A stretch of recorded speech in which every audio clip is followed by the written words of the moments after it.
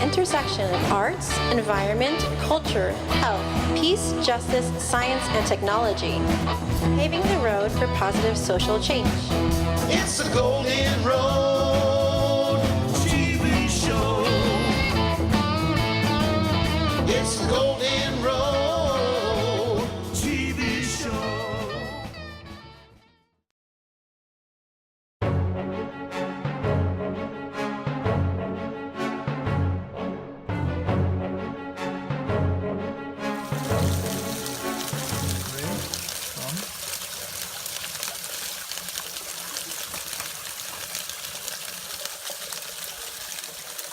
So, hi, I'm Michael DiMartino, producer of Golden Road TV and Radio, and co-publisher of Golden Road Magazine.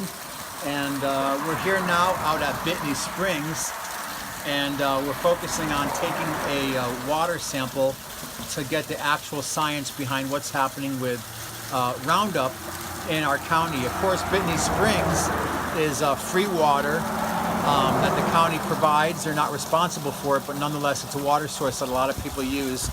And I have a strong suspicion that the potential for glyphosate, which is one of the nefarious ingredients of Roundup, might be here in the water. So today I'm going to do some water testing, and I'm working with David Howland, who's a water scientist in the University of California, Berkeley, water testing to find out exactly what's in our water. So as you can see, I'm going to lean down here. I'm going to get some water samples from Bittany Springs. And what we're going to do is we're going to find out in the next week what exactly is in the water. And even more importantly, we're going to let people know publicly what's happening. And as you can see, if you can go over there to the sign, that Bittany Springs water is from a natural source and is not treated or tested. Bittany Springs water is not a permitted public water source that is monitored or tested by the County of Nevada. Use of Bittany Springs water is at your own risk, and that's been put up fairly recently by the County of Nevada Environmental Health Department. So we'll be back in just about a week or so with our results. Make sure you check out December 9th Community Resilience Public Forum from 3 to 6 p.m. at the Nevada County Tech Center, 104 New Mohawk. And you can also always go to our YouTube channel, Golden Road TV and Radio, and watch these videos. I also want to thank Billy Bensing for being here today and helping out as a videographer. He'll be performing some of his highly spirited and enlightened music at our upcoming event in Mount Shasta on December 2nd.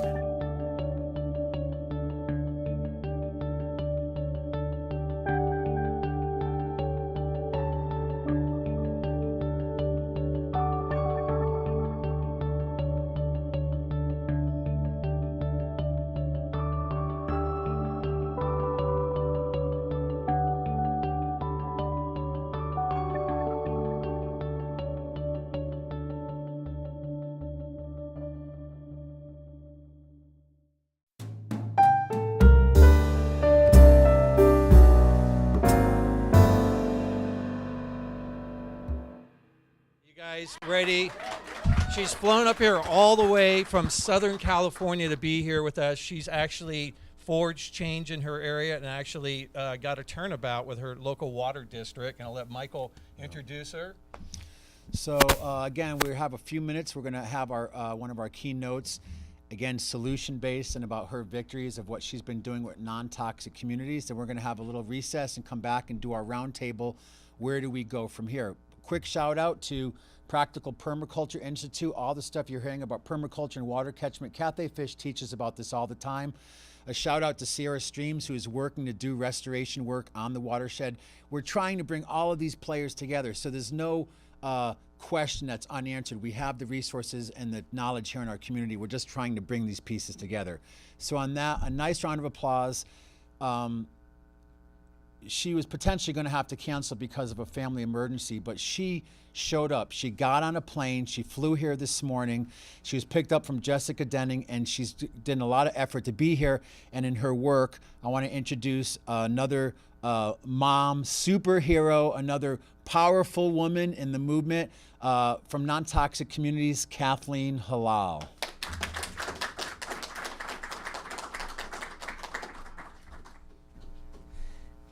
Hello, everyone. My name's Kathleen Halal. I'm a mother from Irvine, California, in Orange County. And I started to get interested in all of these kinds of issues when I was looking for a solution for my kids. They had autoimmune issues, and I wanted to look to diet as part of the solution. And I ended up meeting farmers from the Midwest, and they actually told me what they were doing. And I was horrified by the farming techniques, and because so many of the crops in the U.S. are GMO crops, and so many are either Roundup ready or they're sprayed with Roundup just before harvest to speed up the harvest to make them ready for selling, so that they can plant another crop sooner. It's like what Sue was talking about, that they're trying to speed up the harvesting process and get more crops planted. I learned about that, and I really started looking into Roundup and what it does. And we changed our diet in our home. We went to organic foods, and I started telling everyone about what I was learning. I was already very active in my community. I am not a natural activist. I'm an art historian. I like museums and teaching, and my background is in that. I went to USC, studied to be a curator. So this is way off the path for me, but I just kind of fell into it. And once you start looking into this and you start learning about it, you become motivated because it's so striking what's going on and how much people don't know about these things. So I started talking to all my friends. I was on the board at the Performing Arts Center in Orange County, and I was PTA board member for all the districts, like the city board for the PTA. And I was running the arts department with my friend and trying to get more arts programs into the schools. And then when my term ran out, there was a space for the position of health and safety advisor, chair of health and safety. And so everyone kind of pointed to me and said, well, Kathleen, you've been talking about all these things, so why don't you do that? And that was kind of the beginning. And I started bringing in speakers and bringing in scientific documentation about Roundup, about glyphosate. We actually had Dr. Pero, the author you were talking about, brilliant pediatrician. What's Making Our Children Sick is her new book that she's done together with Vincent Adams, who's a doctor at University of San Francisco. And she came. I had the farmer come, Howard Vlieger come, and I brought more documentation and more letters from various retired governmental scientists. Every month we would meet. I would have more information for all the PTA presidents and the board. And at the end of my tenure, I asked if we could have a vote and ask to have toxic pesticides banned from our district. Not actually banned, that's not actually the word, but we asked the school board to stop applying toxic pesticides near our children. And all the presidents agreed. We all voted on it. They agreed. So I went forward to the school board and I asked them, and they already knew me because I was also on the parents fundraising board for the district, Irvine Public Schools Foundation. And we raised money I had a project raising money for additional school nurses and music, and my husband and I were very big supporters of the district. We made a lot of donations, and it's a lovely district that we're fortunate enough to be a part of.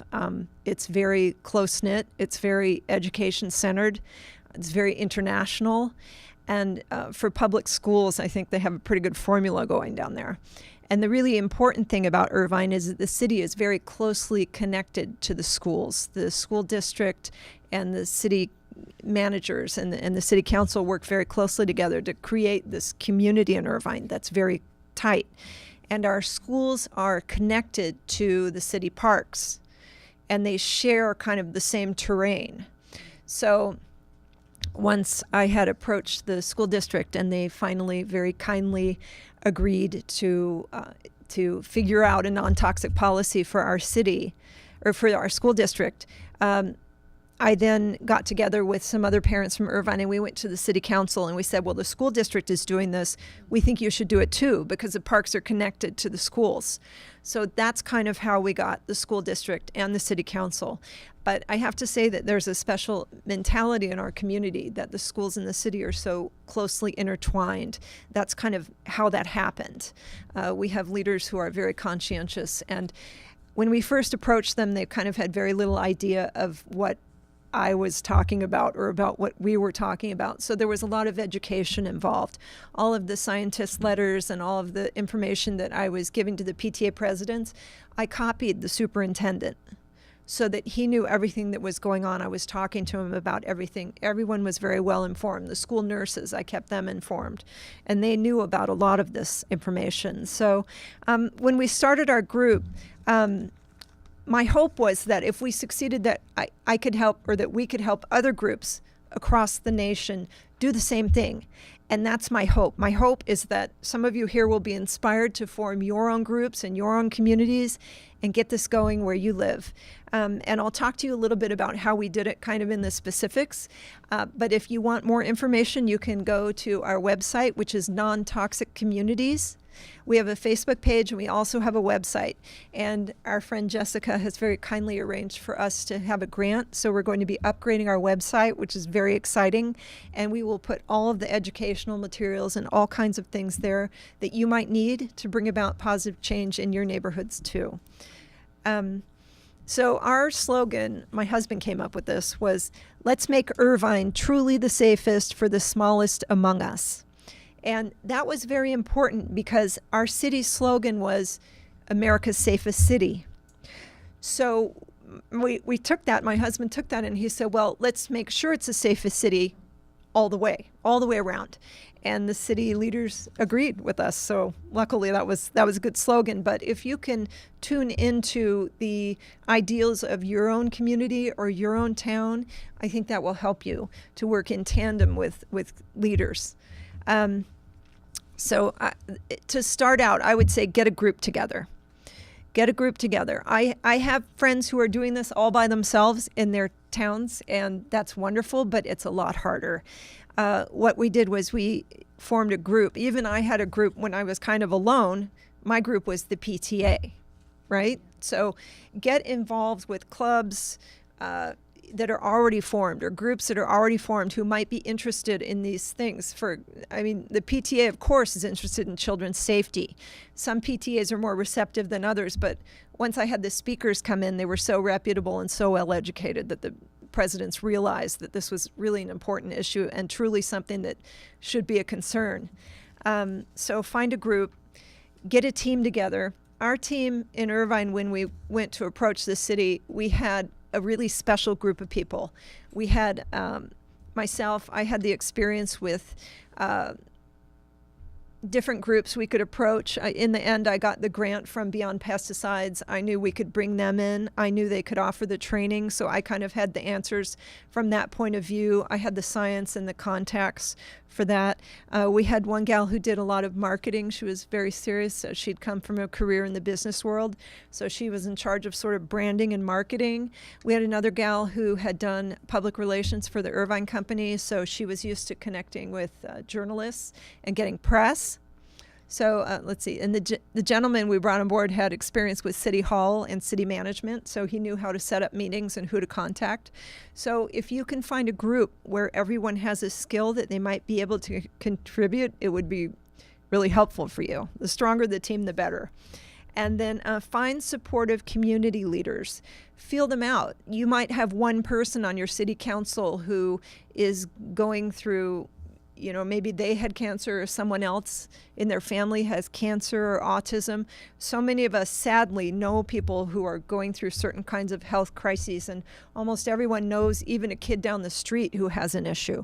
So kind of feel out your city council members. If you have anyone who's sympathetic, that really helps you to kind of get a foot in the door. Take pictures and gather documentation. When you see people spraying around the town, spraying Roundup or doing whatever they're doing, I had pictures of kids in the front of school when school would let out. They post those little yellow warning signs when they spray. They need to do that by law if they're going to spray something that's toxic. So they'd put the signs, and then the pictures I had were of the kids sitting in the planter right by the sign, digging in the dirt with their hands. And all the parents are standing around chatting, and I would see this all the time. So I said, you know what, I have to take a picture of that because no one's noticing, right? And then those kids, what are they going to do? They're going to get in the car, and they're going to have a snack, and no one's going to wash their hands. So I thought this is really like something we need to note. But also, the guys spraying around the neighborhood and so on, just sort of raising awareness and kind of documenting what's going on. And we contacted our school district and we contacted our city. By law, they need to provide you with what products they're applying, the quantities, and I believe we found out when they were applying them. And when you get these documents back, it's pretty eye-opening because they're really using a lot of product.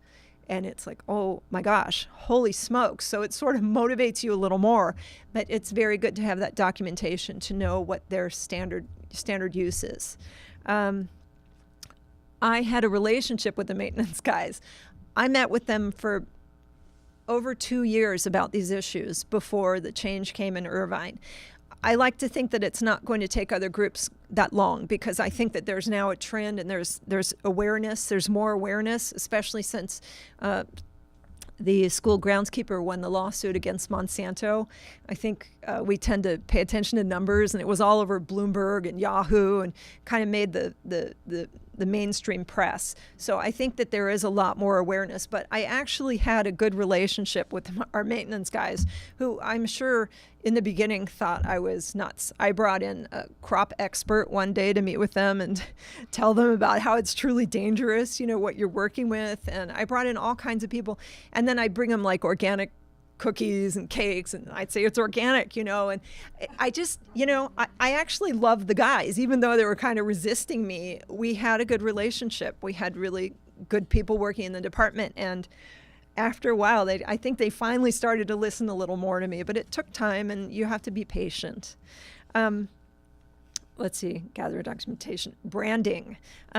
If you go through non-toxic communities, you wouldn't have to worry about that because we have a logo and we have branding and we have materials. We will give you everything, but we would support you if you wanted to come up with your own branding or your own logo. If you wanted to change it or do your own thing, you can pick and choose what you want from our organization. And there are other good organizations out there doing this. There's my old group, Non-Toxic Irvine, they continue to be based in Irvine, and I'm working with non-toxic communities more on a national scale. But there's Moms Across America who you can contact. So there are different groups sprouting up for guidance, but my group is Non-Toxic Communities. Make a formal request on a petition. We circulated a change.org petition around our town, and parents forwarded it. One parent would sign it, and they'd tell their friends about it, and more would sign it. And every time we got a signature on our petition asking for a non-toxic policy in Irvine, the messages were sent directly to our city council members, so that with each signature, they were pinged. So by the time we wanted to meet with them, I think we had around 700 signatures. And so they knew who we were, they knew what we were about, and then we went into meetings with them. We had meetings outside of the city council meeting. We had personal meetings where we came in with our binders. We had binders, like really thick binders full of all the science. And there's more science, sadly, coming out every week or every month. I get more information in my inbox. And these are studies from like Harvard, NYU, very reputable universities. And the more professors are studying what tiny amounts of these chemicals can do to our kids and to their grandkids and great-grandkids, the more concerning it gets to be. And in the end, all this science that these epidemiologists or endocrinologists are coming out with is way ahead of where our governmental agencies are. So the latest science says we should be alarmed and we should stop using these products around our kids. So bring binders, bring science. We also brought scientists with us to the meetings with the city council members so that if they had questions, they could be immediately answered. We had 2 UCI professors who helped us, but if you can find local scientists or professors that will go with you to the meeting, it's really handy to have all questions answered right on the spot. Create a social media presence. Facebook page, Twitter, Nextdoor. I don't know if you use Nextdoor up here, but Nextdoor is a great way to spread the word and try and get other people to join in with you, show their support. Instagram, if you want to look for youth, Instagram, Snapchat. If you have someone who can handle that kind of social media, it's really helpful to get the word out and grow your group. Develop a relationship with journalists. In our particular case, we had 1 or 2 journalists who were consistently there to support us. So they went to the city council meeting, or they went to tour the school campuses. When we spoke with principals, we would get press about this, that we were doing this, and this, why we were doing it, and our story. And that helps also to get the word out and to get city councilors to listen to you, council members. Once you have the critical mass, then you can go in, like I said, for the smaller meetings. But then after that, you would want to get your group to go to a city council meeting so that they can see how many people are supporting what you're asking for. When we went, we had a really big crowd. We had, of course, all of us. We brought our kids. Our kids spoke to the mayor and the city council. One of the mothers in our group, her child was fighting cancer, so she had a lot of kids come in who had either recovered from cancer or were still going through treatment, and parents as well. So it sort of raised awareness for our city council, and we actually did research. This mother did, and she found out there was kind of a cluster in our town. There was a higher than normal rate. One of my sons lost one of his baseball teammates to cancer at 12. So these kinds of stories and this kind of awareness makes people think twice about whether they should listen to you or not. Always dress professionally. Always make a very clean presentation, as if you were going in for a bank loan. They're dressed in their business clothes, so you should be dressed in your professional clothing as well.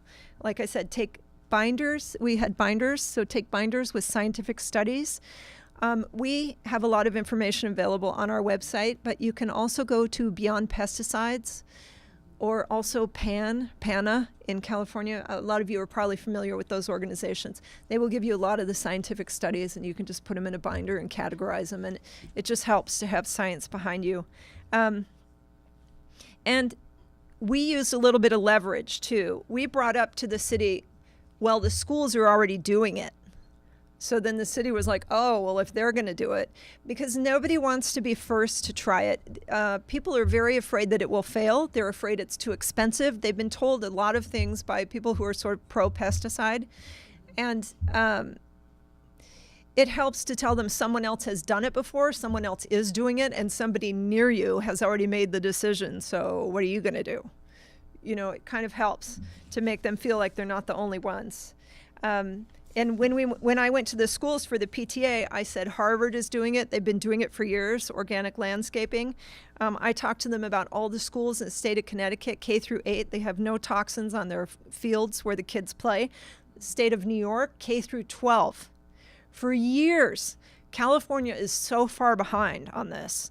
And it was really eye-opening for them to learn that, but also to hear that other leaders in other schools had made this decision, and it wasn't a mistake, that it could be successful, and the grounds would still look very nice. They're very worried about that, and you have to be sympathetic to that. Everybody wants it to look nice. Am I doing okay? Yeah. Yeah, Are you okay. ready to field some questions, or do you have... I have a couple more things to Okay, say, great. and then yes. Okay, so provide the solutions, provide training. You can't go in and just complain and say, we don't like you applying these things, please stop. Because they'll throw up their hands and they'll say, well, what do we do? And they don't know, because all the maintenance guys have been trained by the chemical dealers. And so they think, and they've been told that that's the only way to do it, it's the cheapest way to do it, and they'll fail if they try organic. And you have to kind of get past those myths and tell them that it's not true. In Irvine, we have been organic for 2 years, and everything looks great. In fact, our fields have improved. I wish I could show you pictures, but we used to have very hard sort of dirt patches, interspersed with the grass. None of that now. The soil is soft. Some of the people, maybe Sue, or I can't remember who was talking about the soil being alive. Our soil is now spongy. It's not hard when the kids fall or run. They can get a better grip. My kids love it. They love it, and it looks better. Yeah, it's amazing. So we have saved on it cost, initially the first year, there was a bump in cost of about only 5%. But that was because they were kind of trying new things, and they might not have had to do all that, but they were, and so it bumped up about 5%. But they saved so much on water because the soil is now holding the water. They saved so much on water, they ended up not paying any more. It did not cost any more to switch the system. And now that it's going and the ground is healthy and the soil biology is going, it's pushing out the weeds by itself. Now they're starting to have a decrease in costs.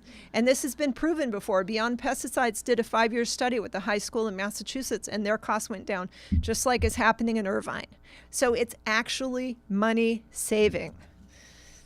So it's a big deal. So, and we have homeowners associations now on board. So we have homeowners associations, and the whole city is now gone non-toxic. In fact, UCI was sort of a holdout, but the other day I was driving through campus and there was a guy with a backpack, and on the back, instead of it saying Roundup, it said organic. Wow. I took a picture of that because that was on UCI's campus, and the UC schools, you know, they were the kind of the last to decide to do it. But it makes you feel so good. I can't tell you as a parent how good it makes me feel and how lucky I feel when my kid is out there in the baseball field and I don't have to wonder about what they sprayed this morning or yesterday or a week ago. And, you know, conversely, when our team plays in other cities, I sit there and I kind of think about it. I'm like, gosh, I wish they were organic too. But it's happening. It's spreading. We have neighboring towns going and doing it. And I hope some of you will be inspired to become leaders. And please come to Non-Toxic Communities. We will be in touch with you. We will give you the tools. We will talk to you. And I encourage you all to go back to your towns and communities and do the same thing. So that's all.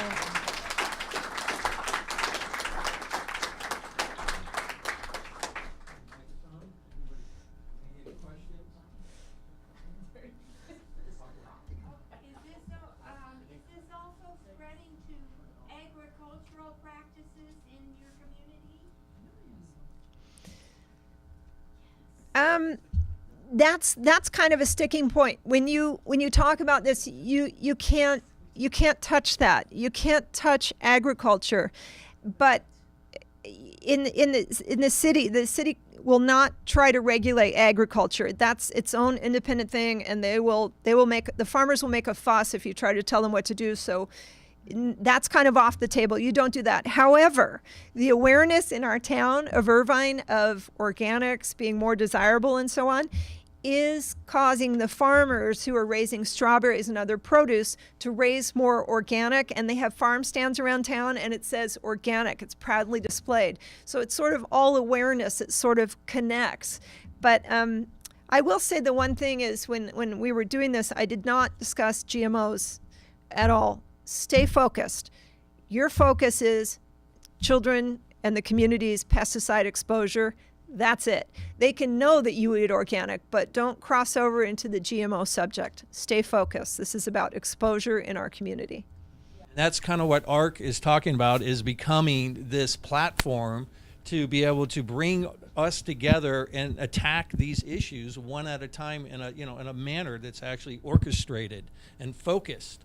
Because if we keep running around dealing with every individual issue, we're just kind of spinning our wheels at a very slow pace. Now, I'm curious, we have three agencies up here spraying, PG&E, Caltrans, and NID. How many agencies did you have in your local area that you confronted with this? That's a really good question, because we didn't work on that level at all. That would be, I imagine, a state level. And I am working on those things now. I've kept working and I am trying to get some traction at the state level, but I think that that's a different battle. We only dealt with the school district and the city council. So anything the city council controlled and anything the school district controlled.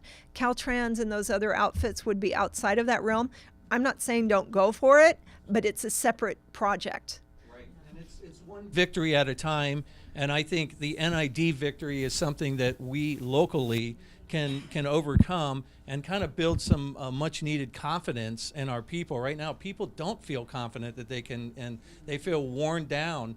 And again, if we can have a win on one small issue, as Dr. Luther King said, pick a small issue that you know you can win. Yes. And build the confidence in the followers, and then move on to the next issue one step at a time.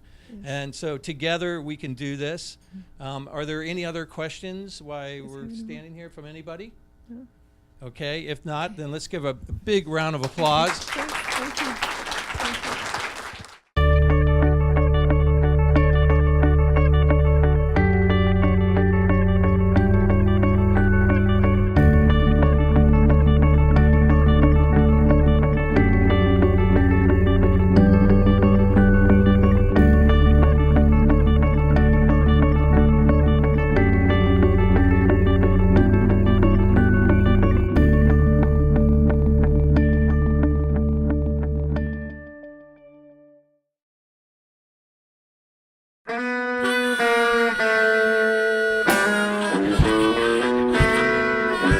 It's a golden road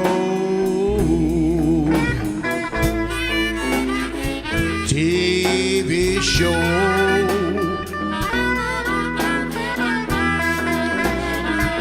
Yes, it's a golden road TV show.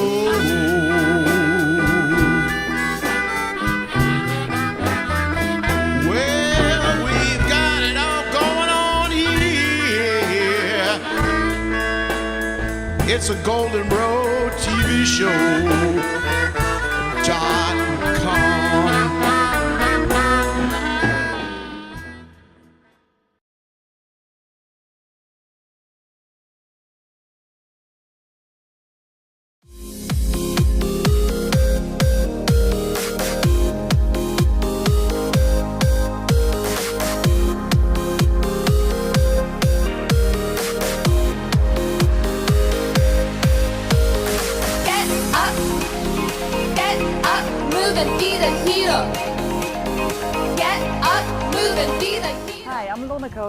I'm the COO of the Ocean Cleanup.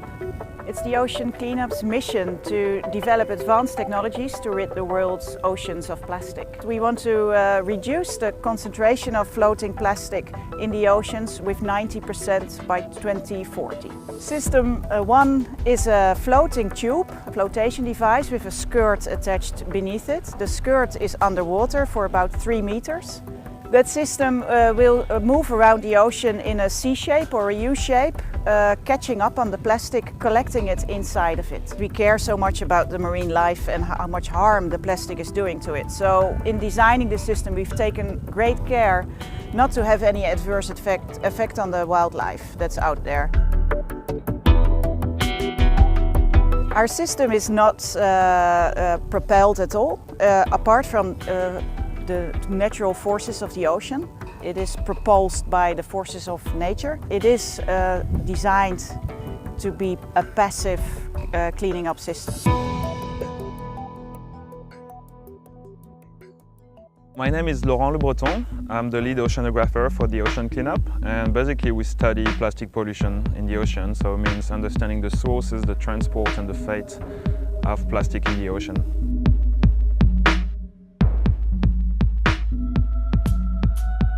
I think we're seeing that microplastic pollution in particular is increasing substantially over the last few years, and I think it's very important to understand that we need to stop putting plastic in the ocean. So plastic are being released in the ocean and they basically move with currents, with wind and wave, and it accumulates in the subtropical waters in the North Pacific particularly, in what we call the subtropical gyres. And those are areas where basically the currents are converging and marine debris accumulate. It does migrate, but it stays relatively in the same area, but it moves. There is 5 accumulation zones in the same type, so 1 in each oceanic basin. We believe the one in the North Pacific is the largest.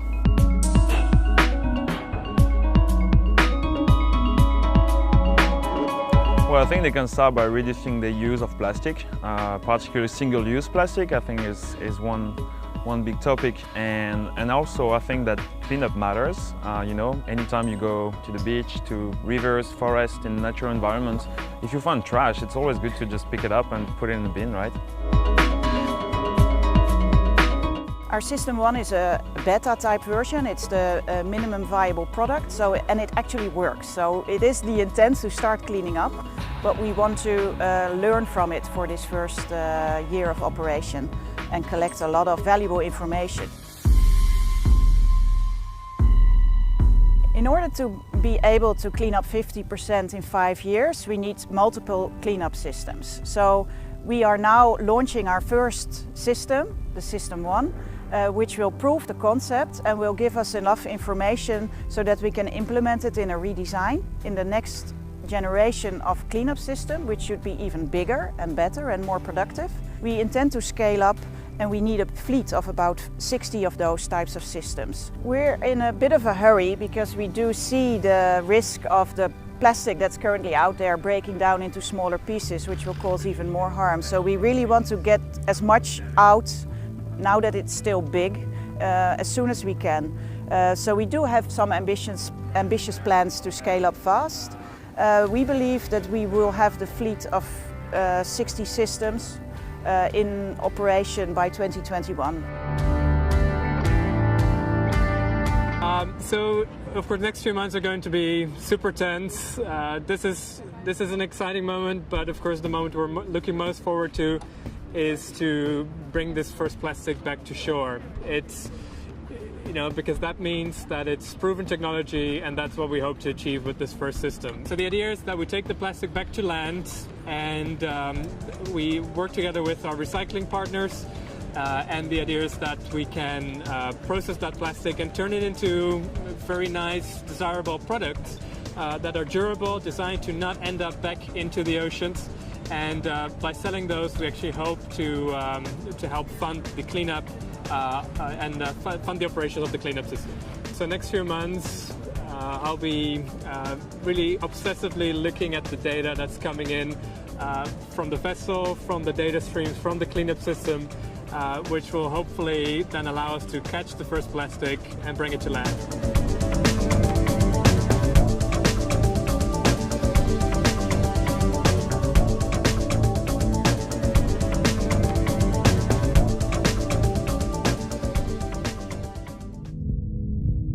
1.8 trillion pieces of plastic float at the surface of the Great Pacific Garbage Patch.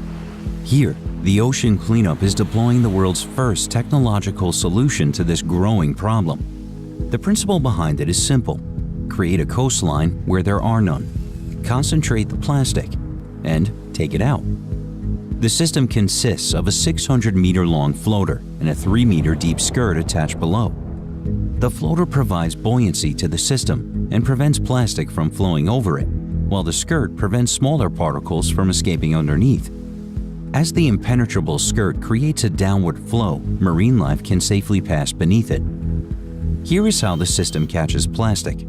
The system takes advantage of 3 natural oceanic forces: winds, waves, and currents. Both the plastic and system are being carried by the current. However, wind and waves propel the system only, as the floater partly sticks above the surface, while plastic is primarily just beneath it. The system thus moves faster than the plastic, allowing the plastic to be captured. The skirt extends deeper in the middle of the system than on the outer edges. As the current applies pressure on the skirt, the system naturally adopts a U shape, which enables it to concentrate plastic in its center, like a funnel. The drag generated by the skirt also acts as a stabilizing force, allowing the system to reorient itself when the wind changes direction. And because the system, like the plastic, is free-floating, it automatically drifts to the areas with the highest plastic concentration. Fitted with solar-powered lights, anti-collision systems, cameras, sensors, and satellite antennas, the system actively communicates its position at all times and continuously gathers performance data. Periodically, a support vessel comes by to take out the concentrated plastic, like a garbage truck of the ocean. The plastic is then transported to land, recycled, and made into durable products. This is the first of a fleet of 60 systems. Once deployed, the fleet is expected to clean up 50% of the Great Pacific Garbage Patch every 5 years.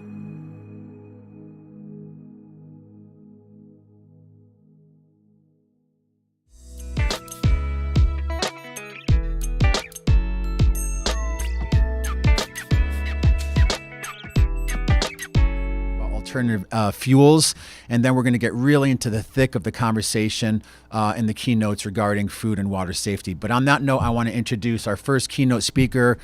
He does a lot to protect us, Nathan Menth. Good morning. First of all, Ark, thank you for the opportunity to speak today. Michael, thank you. Rick, appreciate your help.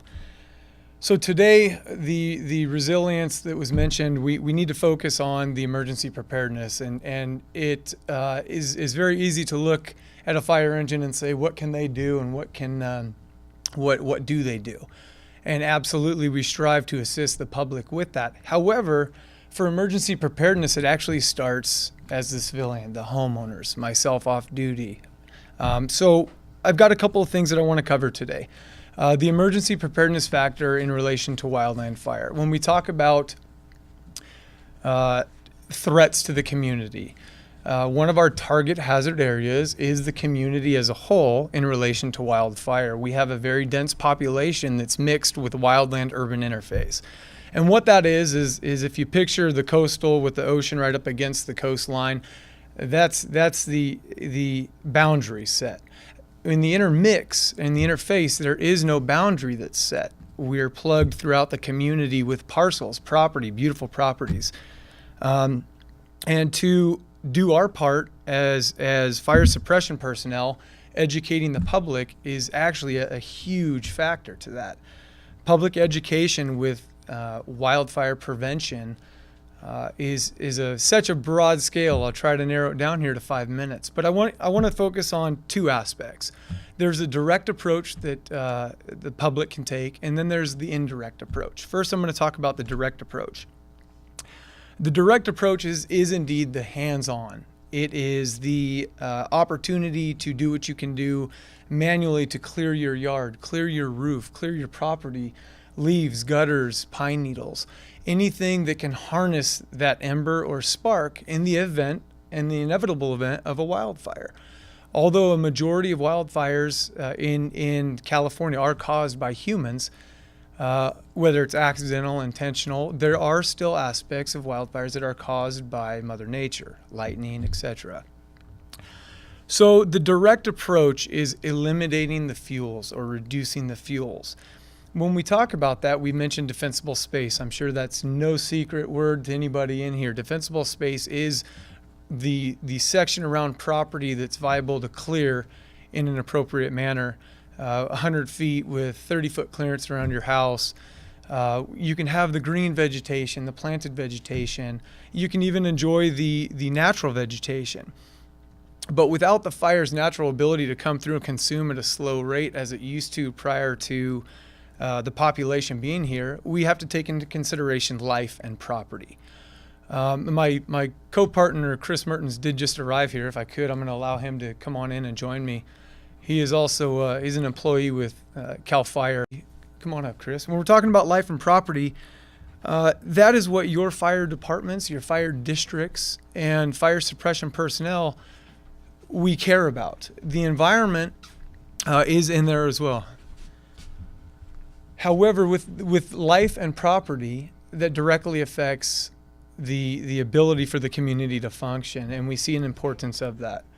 So when it comes into the direct approach with the fuels reduction, the labor of clearing your property, we definitely support that, and we would strive for that.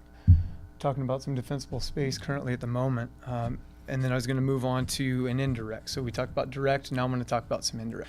Indirect is the mental preparedness, that mental state of readiness. We all hope for the best, but let's prepare for the worst. We've heard many stories come out of California in the past 10 years of significant fires, fire behavior growing, and the preparatory,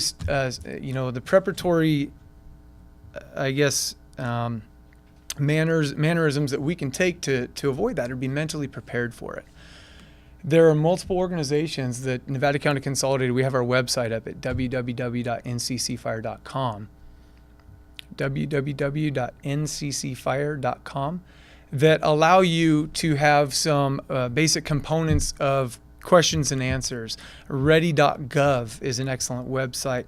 And all of this indirect preparatory states you guys can take, it relates right to your level of preparedness, evacuation sheets, evacuation routes, truly knowing your community and how to get out of your community more than the one way that we always do. Take the back roads every once in a while, learn those routes. Understand that the topographical features in your neighborhood may directly impact you and your family or community in certain areas. We have significant drainages, Dog Bar, Brewer drainage. We have the Champion Mine on the west side. Even going up Highway 20 with the Deer Creek. These are significant drainages that lead directly into beautiful communities in our area. Having the opportunity to mentally prepare for that, identify these checklists, understand are you prepared, ready.gov, having that supply of your credentials ready to go, flashlights, communications, secondary plans for communications. In the fire service, we always relate to a face-to-face communication as the best form of communication. And it is because there's no intent or no reliance on supplemental material and or interpretation. So we rely on you guys to have a system in place to talk to your families, to check in with loved ones, and to acknowledge or to relay to them that you have been successful in the event of an evacuation. Like I said, we could spend hours and hours upon talking about this. And one last thing I do want to talk about is what we have done to assist you to prepare. Now, I've mentioned the websites and I've mentioned the list and the evacuation list. However, as the population grows, typically the fire department personnel running up and down the streets in the middle of the night with their sirens on isn't as effective as it used to be due to that urban sprawl, like I talked about, that wildland-urban interface. So one thing that Nevada County OES and partners with the Sheriff's Department, surrounding agencies, have done is go to a code red notification system.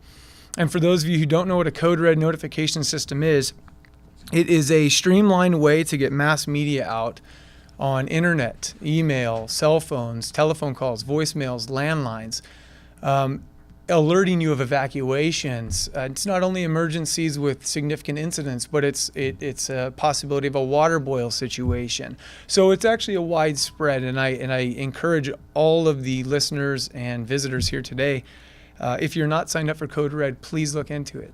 Please sign up. It is an excellent opportunity to take to get notified. You can access that through Nevada County's website, and you can just Google search Nevada County Code Red and it'll bring you right up. It's a very informative website.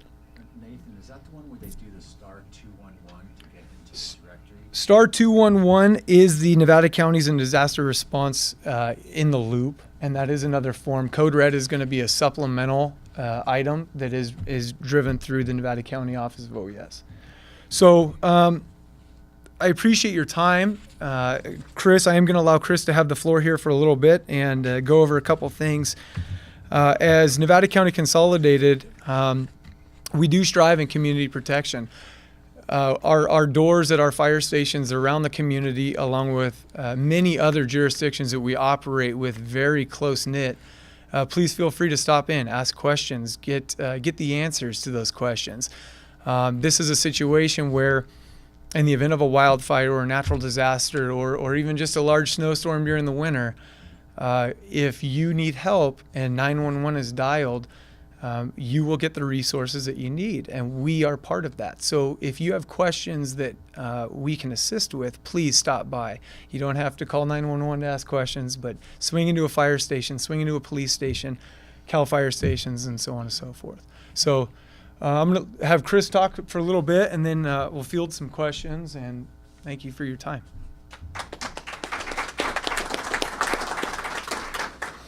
So good morning, Officer Chris Mertens, CAL FIRE Law Enforcement. So just a little bit of background, you're probably wondering, CAL FIRE has a fire suppression division and a law enforcement division.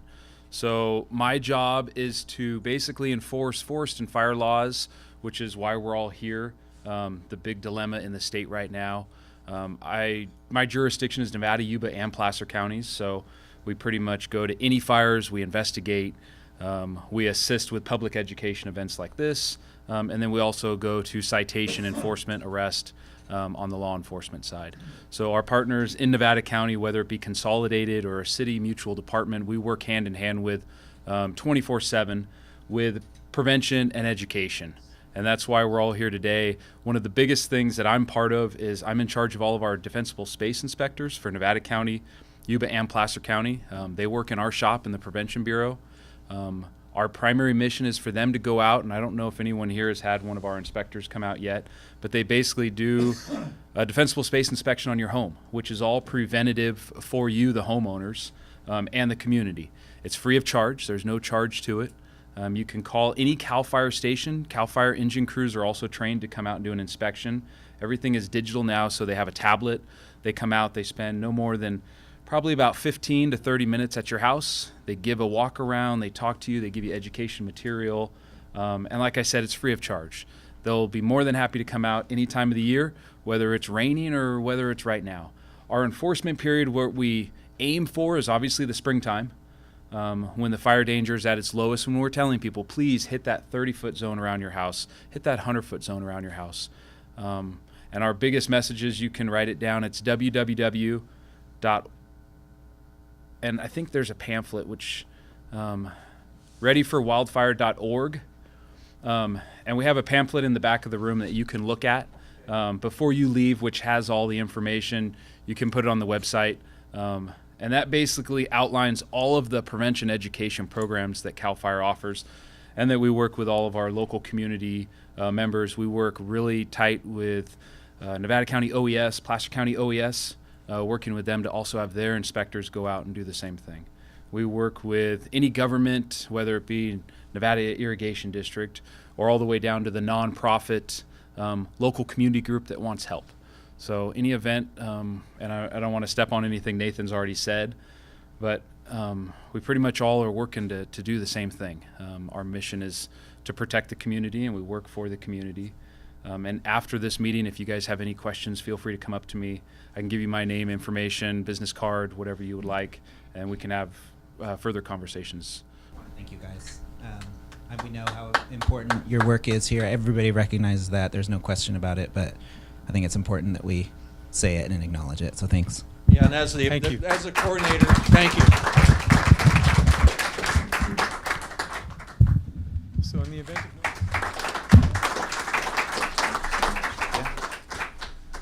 So again, as Payom said, we want to thank you for your service. A couple years ago, I live up on the top of Red Dog Road. We had the Lowell Hill fire, and I got to know some of the local firefighters who, for 3 days, stood at the line of my property and defended my house and my property from the Lowell Hill fire.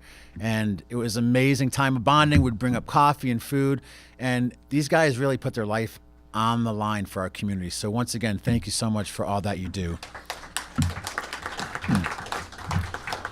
And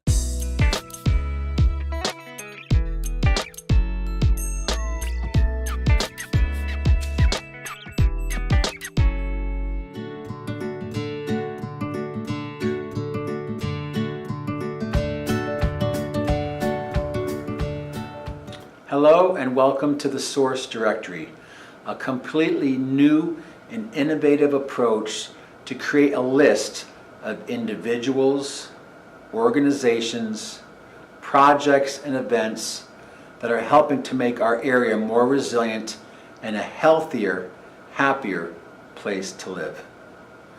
Within the directory, you'll find hundreds of different businesses and people who are all committed and dedicated to community building, environmental restoration, self-sustainability, and economic development.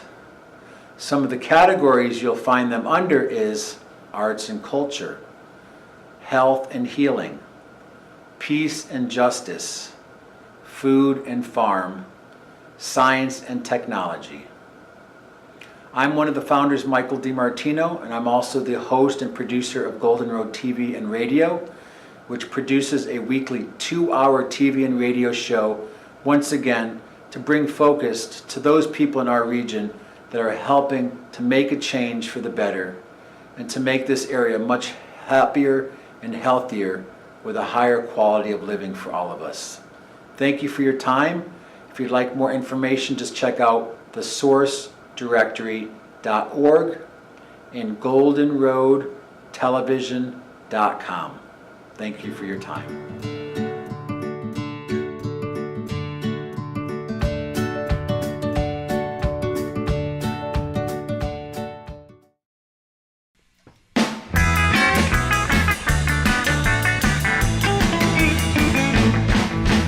Golden Road TV show.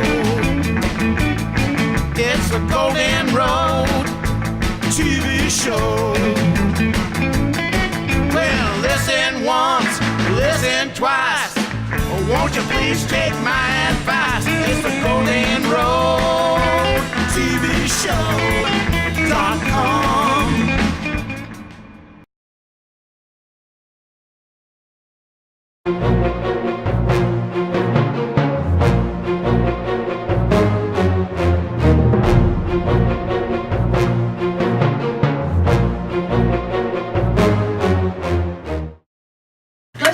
Let's just think about this for a second.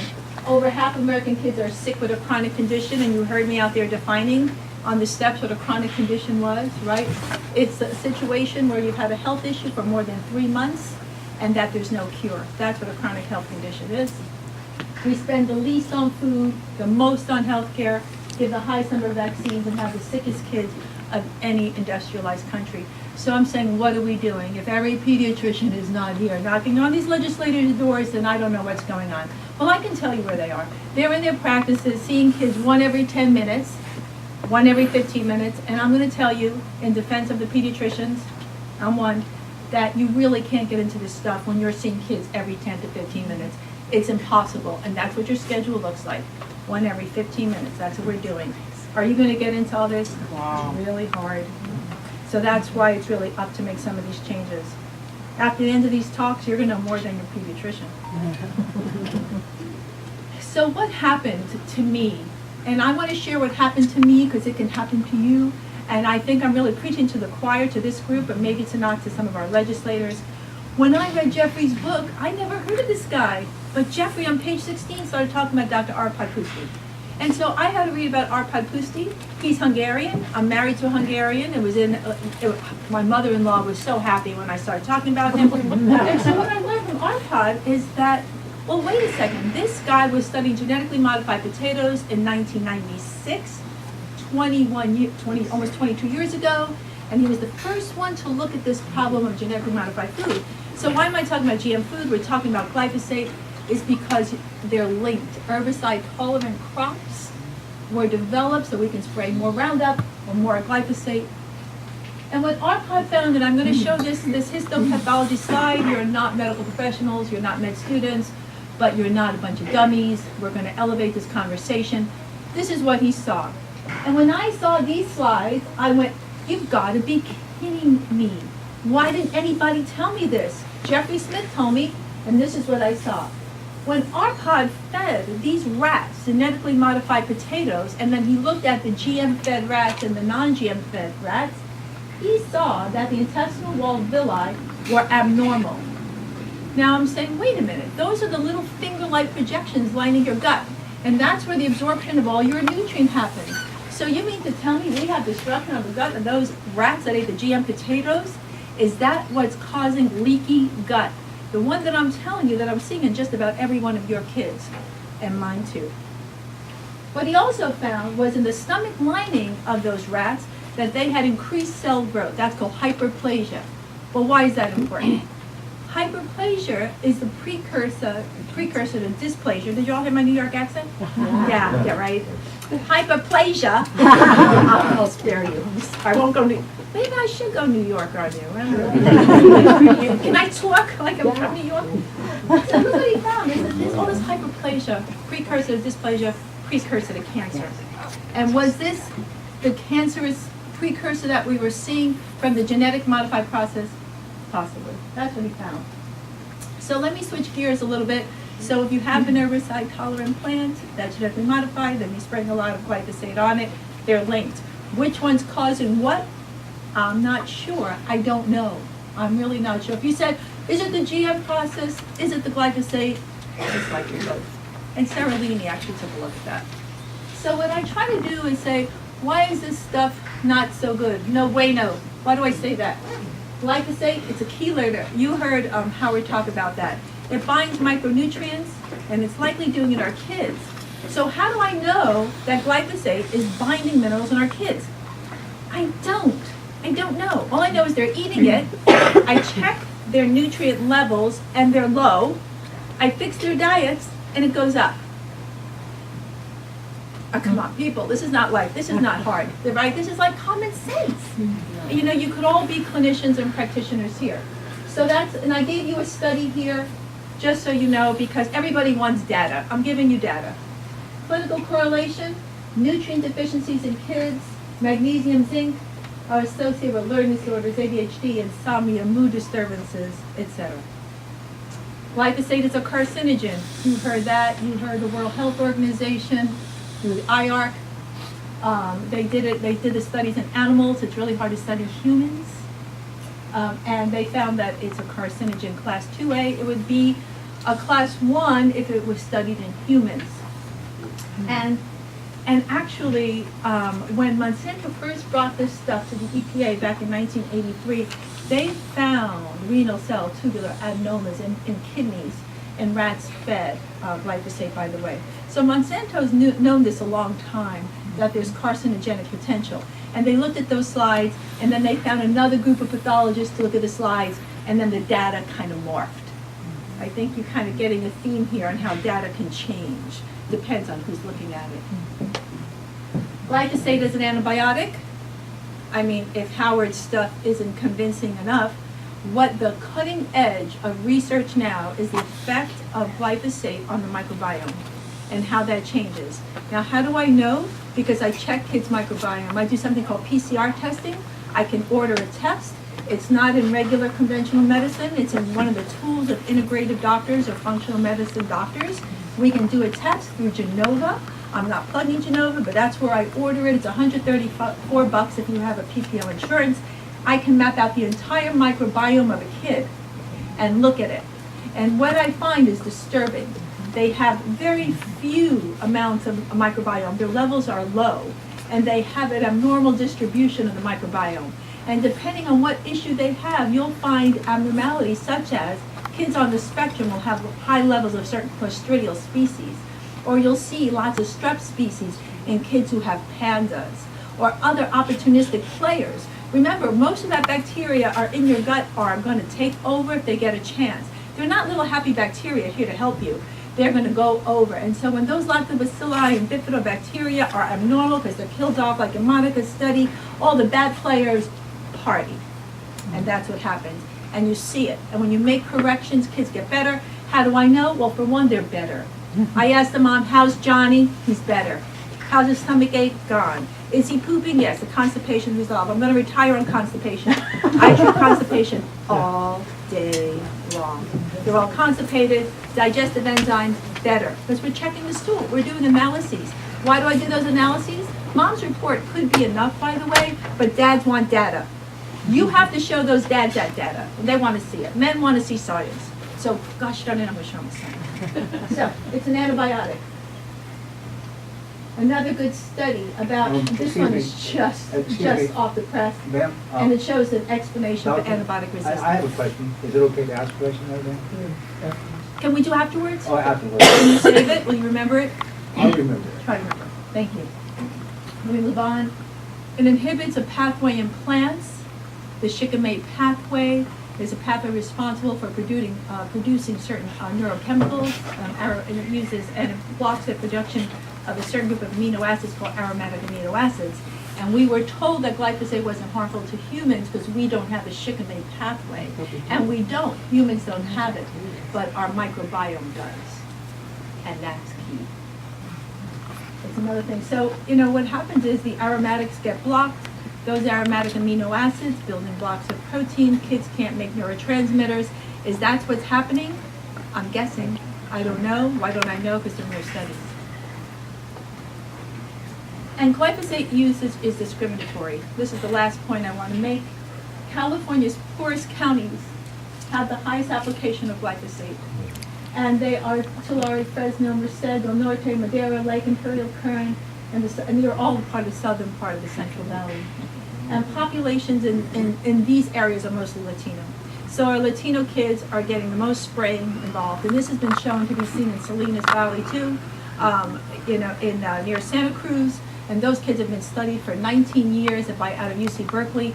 And those kids who are also heavily sprayed with organophosphates, which is not glyphosate, but glyphosate is a type of organophosphate, those kids have been shown to have some of the highest rates of ADHD. And my colleagues who work at UCSF with pediatricians have told me informally and anecdotally that when kids come in with severe ADHD, they say, yeah, they're probably from Salinas.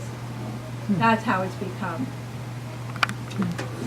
So I just want to wrap up by saying there's no doubt in the science that kids are tremendously affected by glyphosate and the genetic modification process.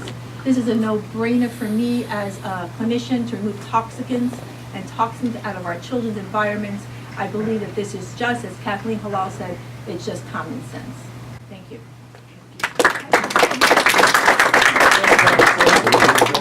Now, if I could introduce Jeffrey Smith, who is named the Person of the Year by Masters of Health magazine. He's the founder of the Institute for Responsible Technology. He's an author, a filmmaker. He had a laundromat before he did all this. I did? I guess I did. Anyway, most of us know Jeffrey Smith. Jeffrey. I like to use the microphone. Thank you. We are seeing a pattern here in the glyphosate and GMO world that we've seen with lead, that we've seen with tobacco, that we continue to see over and over again. There's a certain game that gets played where they throw their experts, Bobby Kennedy calls them cyostitutes, and they throw rigged research and corrupt data, and they also have very heavy lobbying influence in places like this, in order to try and convince that there's no, that our science is wrong, and that their science is right, and that there is no problem. And so I have been fortunate enough to be traveling around the world on the GMO issue, which includes the glyphosate issue, and I have seen how Monsanto captures regulatory agencies and governments. I've been to 45 countries working in this area, and the activists will explain which person in government is the captured regulator or the captured minister or the ministry is taken over. And then I see in their rhetoric Monsanto's words. They captured the European Food Safety Authority, and they actually, EFSA, which is their version of the FDA, they literally cut and paste Monsanto's statements as their own. And maybe change a few words here and there. They've actually been charged with plagiarism.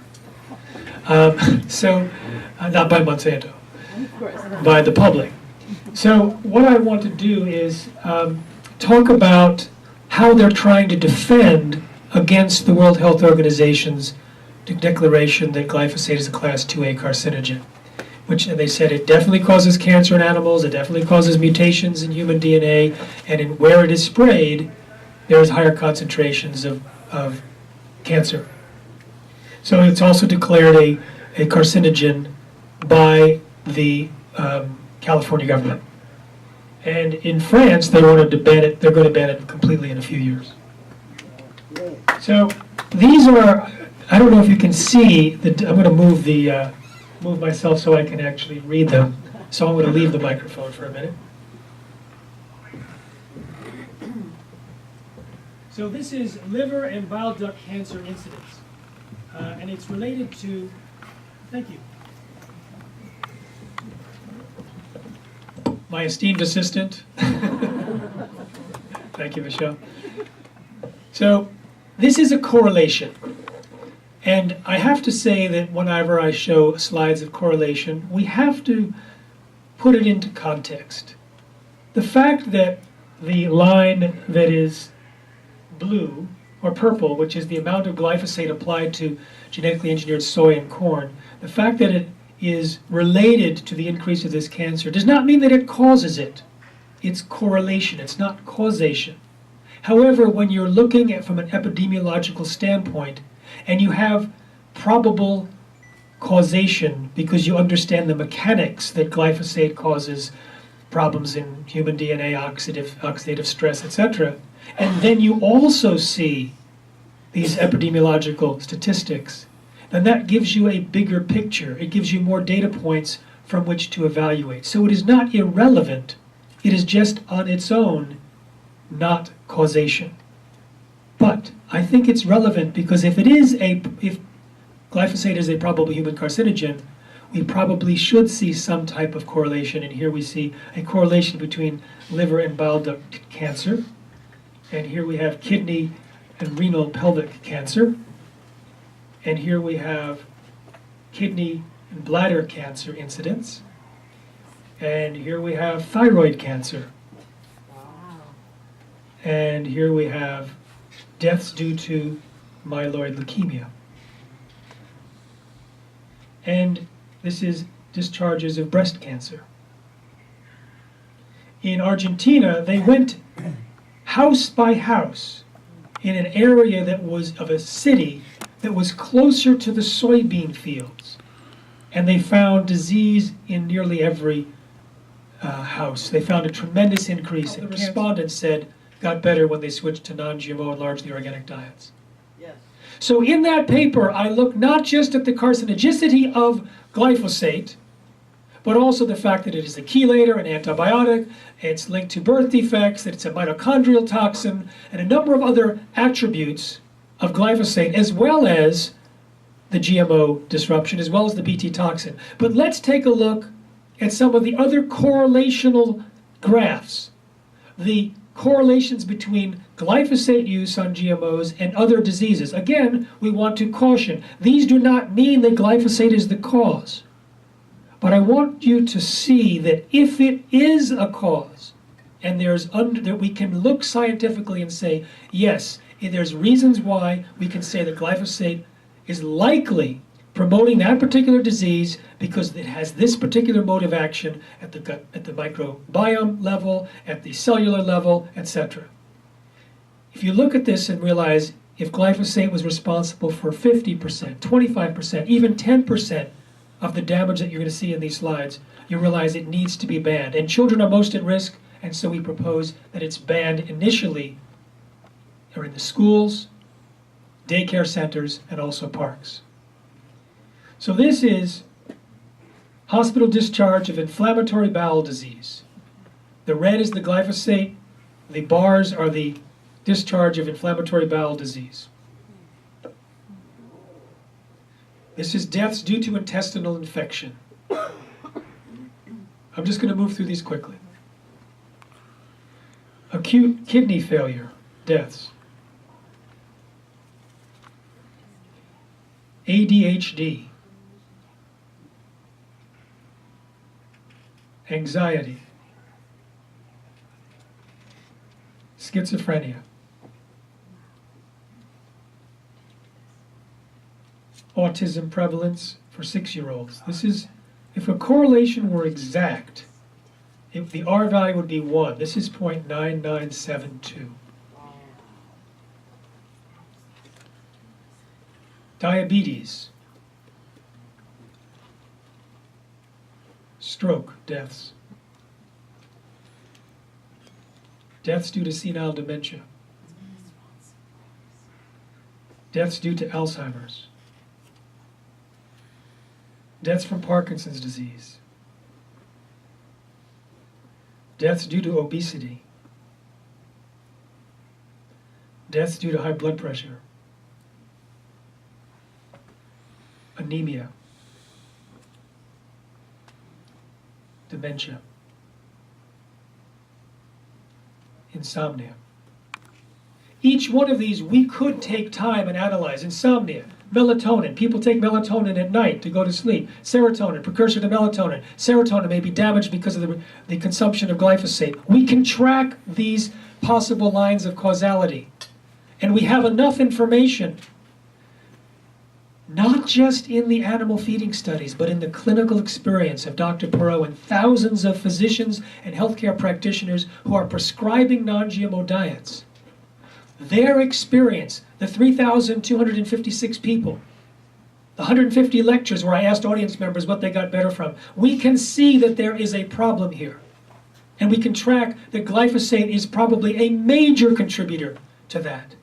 And if you look at the animal feeding studies on animals exposed to glyphosate, you can see precursors or exacerbations of these same type of problems.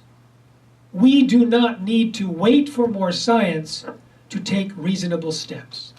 And the reasonable steps right now, it's too late to protect from the beginning this next generation. We need to rush like crazy to try and bring them back to a state of health. I've asked Dr. Perro and I've asked others, what's changed since the mid-90s when glyphosate started to increase 15-fold, when GMOs were introduced, etc., when the amount of glyphosate in our urine jumped by 13-fold since 1993. What's happened? And it's the same story every time, in children especially, and also in pets, and also in livestock. So what we propose, and we're going to take questions in a moment, what we propose is that we protect as much as possible from every different angle the next generation. And what the proposal is for today, in front of, laying before the feet of our leaders, of our political leaders who serve us, let's protect the children from the spraying of glyphosate, where they're at school for hours a day, or at daycare centers, or where they roll on the ground and play sports in parks, and where the dogs roll around in the parks and get pet by the kids and their hands go in their mouth. Let's be reasonable. Let's protect the future generation so that we do not continue with this disaster. Thank you very much. Dr. Carroll and Howard, would you please come up and join our panel?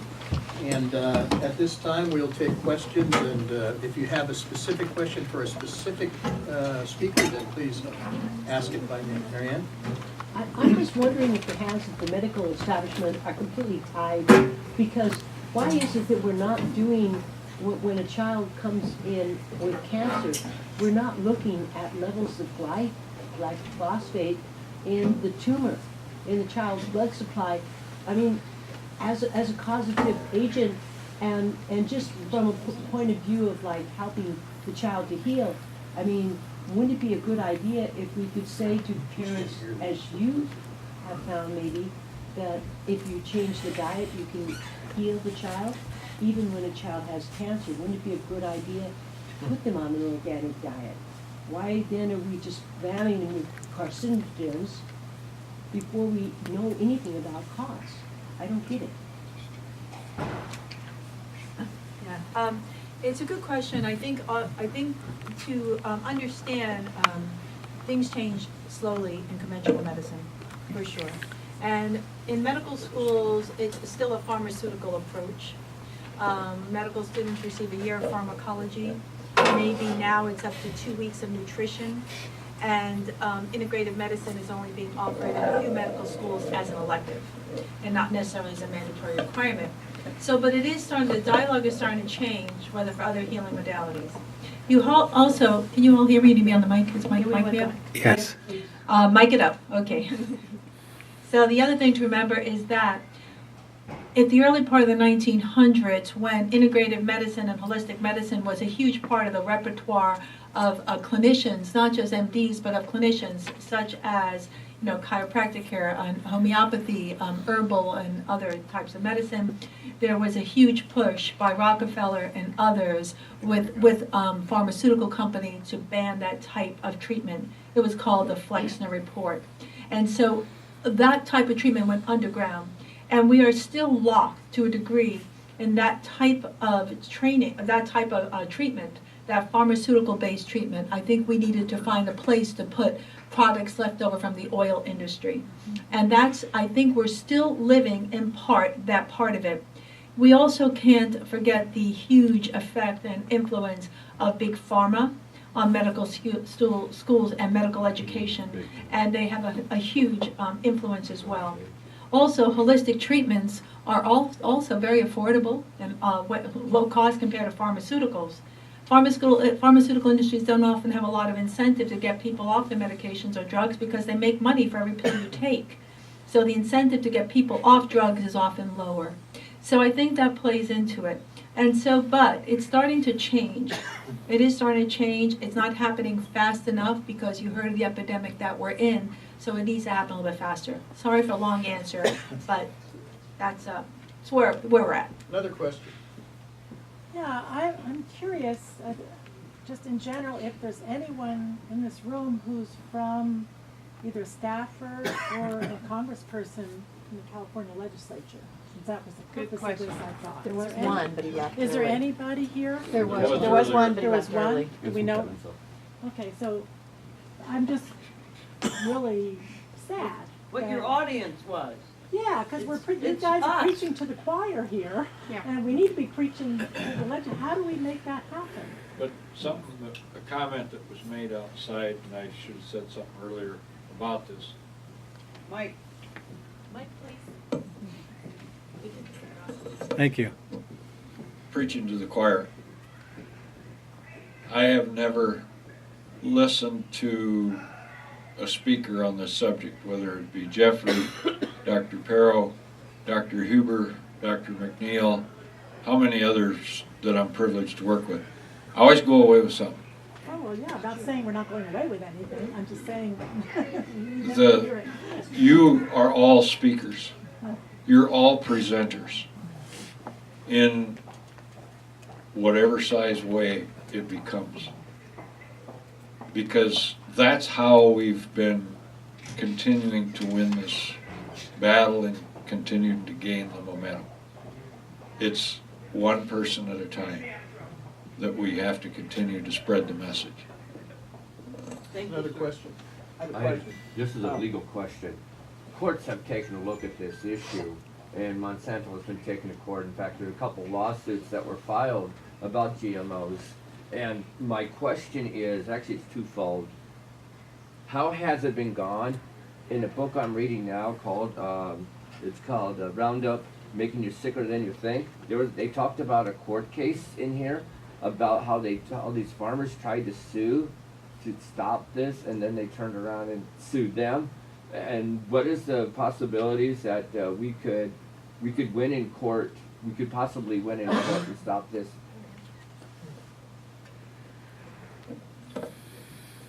It's an interesting angle. If, as an activist, we look at all the different ways. Do you do research, legislation, litigation, education? Now, with litigation, it's a crapshoot. You don't really know. A friend of mine filed a class action against Monsanto, and the class action was turned down. And the New York Times later reported that that particular judge used to be a lawyer for Monsanto. He never made that public when he made his ruling, and he never recused himself. Clarence Thomas used to be a Monsanto attorney, and he wrote the majority opinion on a decision that favored Monsanto. It's hard to say whether we can win or not. The advantage of the law is that it can affect huge change very quickly. Once it's decided, the disadvantage, it can take years, cost lots of money, and if you lose, you end up impoverished with no incremental gain. Right. So because there's class actions representing now in terms of non-Hodgkin's lymphoma, and there's now new information showing a very tight correlation with acute myeloid leukemia, not just correlation, but also causative pathways, and that could provide another avenue. So I think that there is a possibility that these major lawsuits will take a big toll out of the pocketbooks of these companies, but there's no way to tell in advance. My follow-up question is, since it's caused all these health issues that you said with children, have parents gotten a hold of other parental organizations and said, education organizations, and come forth and said that these are hurting our children and our future generations? Yeah, good question. And the answer is yes. There are moms groups that are forming. We have one in Marin County, Moms Advocating Sustainability. There is one from Kathleen Halal's neck of the woods, Moms Across America, that she was co-founder with a gal named Zen Honeycutt. So there are many groups that are forming. There are other moms groups that are in local counties and municipalities. Those are better, well-known groups. But some of these things, what we're doing, is what I have focused on is going mom hand-to-hand combat. And you say, hey, what about the dads? Men are involved too. And I don't mean that, but I have to tell you, in my practice, in my clinic, I didn't rarely see dads, almost never. Perhaps the way our society's set up, dads are working, moms are bringing the kids in, but it seems that moms were particularly concerned, and that's who I went after, because moms spend 85% of the household budgets. So, I heard Jeffrey talk about tipping points in the past, financial tipping points, and that's what we have focused on, that if we can get moms to create shopping and create these tipping points of what we're buying. I can tell you I spend all the money in my house, ask my husband. And if we change that, then we create a tipping point. So I think it's going to be, we're sitting here in the Capitol, but I really think it's going to be up to us. So regarding your question earlier, your question, yes, we need our legislators to give us the tools, but we can do the ground-to-ground work now, and I think we can do it. And that's why we're here. And I can just add to that, you know, I look at the faces today, and a lot of you are already guild members.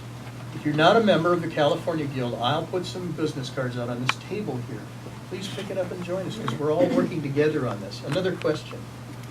Doctor, I've been puzzled for a while. I've known about the PCRSA and its use in criminal law, and they could take a molecule and duplicate a billion copies in an afternoon. If your DNA is found on a crime scene, you're going to jail. Okay. What the FDA said that wasn't supposed to exist after digestion is being found in our bodies. As far as using the assay for establishing the nutrient content of foods before and after, is this something that we can pursue in a good way? I mean, I know that tests are designed in the industry to not find a problem, and that's the problem with the animal testing and that, but we're moving on to seeing we're kind of in a petri dish mode, but why is not the PCRSA used for our benefit now, for more? Well, it's a good question. So those PCR testing look at the microbiome is now being offered to individuals. There's the Human Genome Report, for example. There's something called uBiome, where you can get your stool tested and look at the microbiome. So it's just starting to hit the airwaves. It seems as though integrative practitioners, whether we're acupuncturists or clinicians or physicians, have been embracing some of the newer technology quicker, and conventional medicine is a little slower. But it is happening, and we're just starting to look at it, those PCRs. Those PCRs are interesting because they only show you what bacteria or organisms are present, not exactly if they're functional, alive, or what they're actually doing.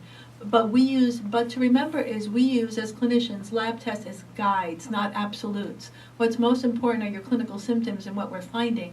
And so with the lab tests as guides, we can use that to guide us in treatment. A lot of this microbiome stuff is new. And when I prescribe probiotics, half the time I don't really know what I'm doing. Yeah, you say, what? She's prescribed to know what she's doing. I don't know. I'm giving you 25 billion colonies of something, and I'm trying to rebalance your microbiome. And if you thought I had all the understanding whether that's going to work, I try it and I see.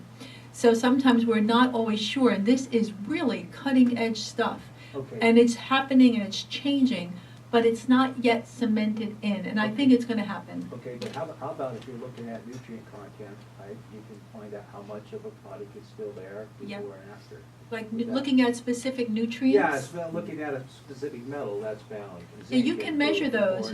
Your physician can measure those nutrients in your body. But as far as having a crop, and so you say, okay, this is organic, so we're looking to move forward and to really prove a point here. So we are there studies that at our hand that we have that's showing the difference before and after in a way whether you eat conventional foods? In people or in animals? Because in people there's some, not much, but in animals I think there's more literature. Howard? Well, the thing I was going to address is because of the chelation effect of glyphosate, you can do an analysis on a crop or a feedstuff, forage, whatever the case may be, look at the nutrient density, and it will appear that the nutrition is there, but it's biounavailable if glyphosate is present. And it only takes, in the research on plants, where they looked at nutrient uptake, it took 1/40th of the label rate of glyphosate to chelate many of the micronutrients.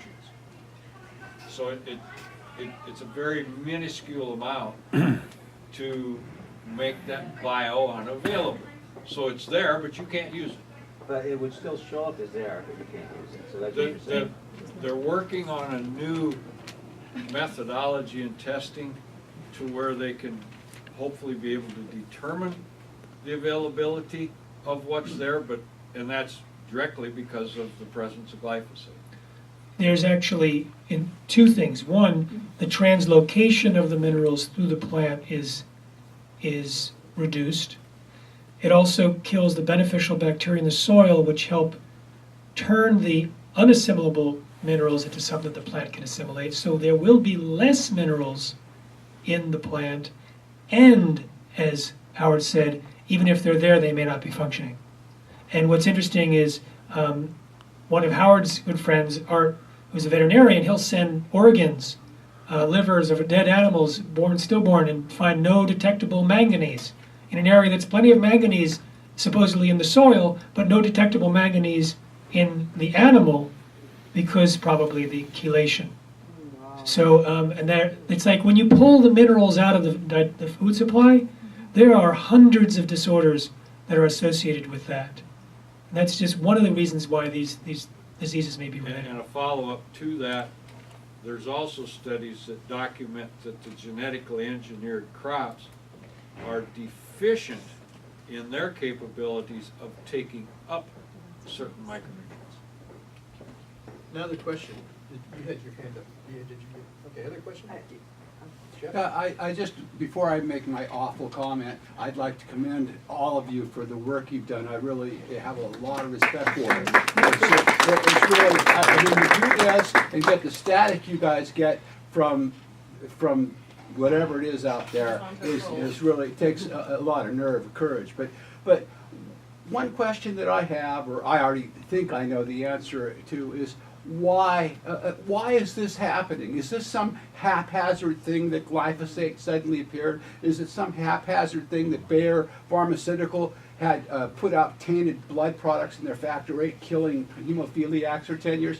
I think what we're seeing here, and this is, and you can get on my case or people can throw rotten tomatoes at me, but there's a certain naivety to what I'm hearing here, and that is, and maybe there's legal repercussions, but we're seeing, in my mind, the implementation of a plan. It's not just, it's glyphosate, it's 2,4-D, it's the vaccines, it's the GMOs. This is an part and parcel of an anti-human program, and the doctor did mention or make reference to the Rockefeller Foundation. They are one of the foundations of this evil that we're witnessing, and so I you know, throw it back on me. But that's the question I get from people is like, gosh, this is terrible what you're saying, but why would anybody do this? And the first response is always just for a few bucks, and I think the bottom people are in it for bucks, but the people that are implementing this thing are evil. They know it. Eugenics. It's eugenics. Google It eugenics. started with the Galtons, the Wedgwoods, the Huxleys, and the Darwins in the 1850s. It started with Plato. Sure, but that's logically. Let's have Jeffrey respond. Yeah. Okay, I'm shut up. Okay, so you're not the first person that has made this theory, and I don't have any data to support one way or the other. That's all I got. Okay. So, all right, you want to call on someone? Another question. Let's see. You've had your hand up. Yeah, I just kind of follow, your thought, but for the same thing, I'm very thankful to be around all you experts, and that you have been working so much in this area. But I have one question that only you, the experts, can answer me, probably, or guide me if I'm wrong. For me, personally, this is a human right violation. And we have been talking about, I hear many people talking about many things. But I feel personally, as a cancer patient, that that my human rights have been violated. And we've been working with the labeling, and all of that, and I wondered if any Because, you know, among attorneys, there are the different areas that they dwell.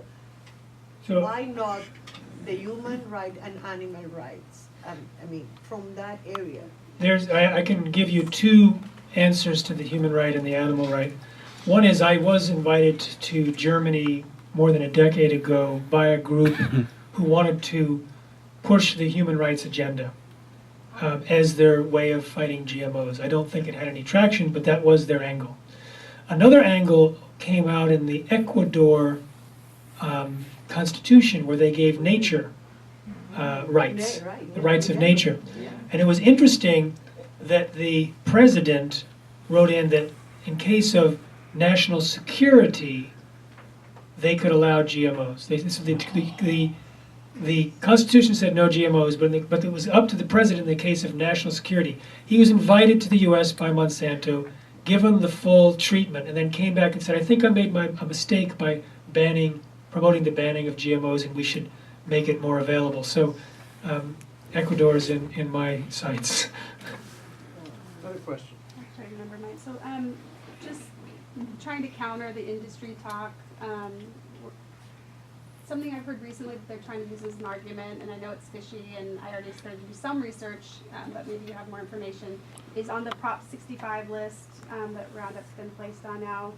Our ag commissioner pointed out that aloe vera and golden seal are on the list, and he was using that as a reason to kind of poo-poo the whole thing. I started reading a little bit about it on the way over here, and I found out that they were both declared, put on the list the same year, the same day, the same year, based on 35 comments. And I know we've all done, things where there's been thousands of comments on things in the past and they don't pay attention. So 35 comments. But I'm just wondering if you know more about that, so I can kind of debunk that whole thing. Have you heard that? And when you look, the whole list, it's all bad stuff. And then there's just those two things that seem kind of innocuous. And I know it's got to be shady, like probably the industry got it on there somehow. I'm not sure I can answer exactly, if somebody has more information specifically about like why the golden seal was put on the list. If you take enough golden seal, maybe a couple of 1,000 grams, you probably will get some liver damage. I think if you take 1,000 grams of, if you eat beef, you'll probably have some liver damage. So why that got on there, I imagine it was a ploy. But I can't say. Does anybody have the answer to that question? Aloe vera was the other one. Aloe vera. I have an answer for the aloe vera. It's the whole aloe vera. I wondered the same thing. So when you have the whole aloe vera and there's the gel in between, there's an orange drip in between the outside of the leaf and the gel. So you need to drip that out. That's why that is on there. I wondered the same thing. The orange, thank you. The orange membrane in is between. toxic? Yeah, I don't know what it's called. I'm not a scientist. I just know it was on there and I looked it up. To get on that list, there has to be like peer-reviewed, published research to show that it either causes cancer, reproductive harm. And I'm just wondering, we know how research can be rigged, and it seems like, maybe they only had to show one article and 35 people commented and it gets on the list. But that they're using that to say, well, these things are on the list, and so it doesn't mean anything that Roundup's on the list. They say the same thing about coffee being on the probable carcinogen list. Yes, coffee. Well, there's signs all over the place. I didn't see coffee on there. We have another question. Bob, can I Howard? do a Yes. follow-up to that Sure. gentleman's? I can't answer your question, but I want to ask you some questions. Sure. Do you recognize any of the names in the center of the circle? The most evil of the names in the center of the circle is not Monsanto. It's do you it's recognize the IG farm Bayer. I work at Bayer. When you see AstraZeneca, Syngenta, Yeah. They're. what do you think of? I know very little. Have you ever seen a commercial on TV that says if you can't afford your medication cost, contact us? I don't watch television. That commercial sponsored by AstraZeneca? Yeah. Have you ever heard of atrazine? Absolutely. One of the oldest herbicides on the market. Right. That product is made by AstraZeneca Syngenta. Oh, that was the number Syngenta? 4 producer of genetically engineered crops in the world. When you see or hear bear, what's the first thing you think of? Factor 8, because I was You ever heard there. of Bear Crop Science, makers Yeah. of Aztec insecticide, Liberty herbicide, and genetically engineered crops? When you see Pfizer Pharmacy up, John, what's the first thing you think of? Did you know they were the sole parent company of Monsanto at one point in time? Were they? Pfizer? So we've established the fact that all the companies in the center of the circle are in the pharmaceutical and the chemical business. So we're going to start with chemical. Please give me one word that you would use to describe a chemical that's used to kill a weed or an insect, and you're describing that chemical to a 5-year-old child. What one word might you use? Poison. Okay, we're using poison to raise crops. What do we raise crops for? Cereal and grain. What do we feed the bulk of the grain to? In the fact that we're using this poison to raise the crop, if there were to be a residual effect, do you think it would be positive or negative? Negative. So if there's an adverse effect in using this poison on the crop that could affect the grain, you feed the grain to the livestock don't feel good, who might you call for help? When the veterinarian comes, what might he suggest you give your animals to make them feel better? Antibiotics. What if you want your animals to grow faster? What might you give them? What do we raise livestock for? Well, I don't eat it, but So who eats the meat? So if there's an adverse effect using this poison on the grain that might affect the livestock, is there a chance it could be in the meat, it might affect the people? If the people don't feel good, where do they go for help? After you go to your doctor, where might he send you with a piece of paper with his autograph on it? Does that present a positive cash flow for the companies in the center of the circle?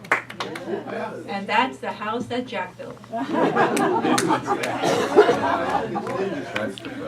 know, it's like they all got together and say, hey, we know how to make you really rich. Another question? And we are getting short on time now, folks. I have a question about the fact that glyphosate chelates. So it not only chelates the minerals so the plants can take it up, of course it does that with us too. And so I'm wondering, is there a way of testing our blood or our urine to see if we're deficient in manganese and zinc and these minerals? So that would be one way of showing that it actually does have a deleterious effect in terms of treatment for that person as well as for a larger study, right? Well, only if you knew that the food they ate was lacking in it. Yeah.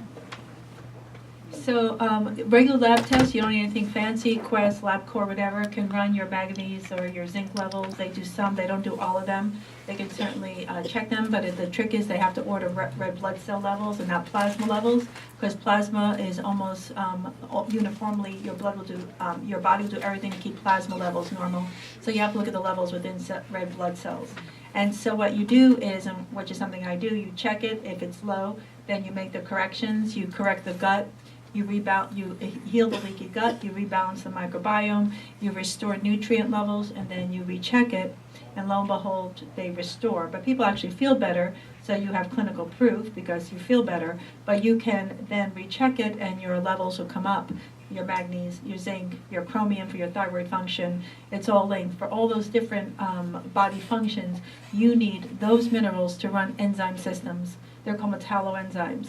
So for example, I think most of the population now is magnesium deficient. It's a profound issue right now. You can have your doctor run a red blood cell magnesium level. And you just can't throw magnesium. See, that's kind of green pharmacy, just throwing nutrients at yourself. You have to change your diet. And it's very hard to get people to change their diets. Maybe you know that. So, but what people will do is change their diet for their children's diet. So, or their grandchildren for that matter. Be careful with that if you're a grandma or grandpa telling your daughter-in-law what to do. Be careful with that. But yes, and then you recheck and they get better. Let's have one more Can we get question. some studies published that show that? Well, I don't know if we can get studies published. It would be great to have those studies. I don't have those studies, but integrative practitioners are doing it. But it's not so easy to do human studies, but that's not the hardest study to do, actually. It's not. Everybody in this room could go and get their doctors to test their blood for the magnesium and zinc, and then we could give it to one of you on the panel, and then maybe you could use that in future publications. Through Jeffrey's website, we can do the next You study. gotta do a comparison, it's a little more, Yeah. sophisticated. It's a little tricky. It's not, yeah. We have one more question. Let's go back to the cameraman. So I want to thank you all for your commitment and research.